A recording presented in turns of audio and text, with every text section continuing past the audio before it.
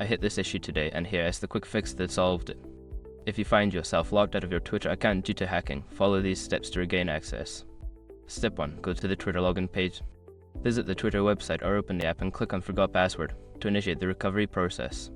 Step 2. Enter your email or phone number. Input the email address or phone number associated with your account. Twitter will send you a verification code to that contact.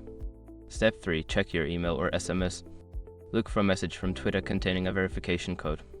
Make sure to check your spam folder if you don't see it in your inbox. Step 4. Enter the verification code. Input the code you received into the designated field on the Twitter recovery page. If the code doesn't work, request a new one. Step 5. Reset your password. Once verified, you will be prompted to create a new password. Choose a strong password that you haven't used before to enhance security. If you're still having trouble, consider enabling two-factor authentication once you regain access to add an extra layer of security. Good luck, and I hope you read back on Twitter soon.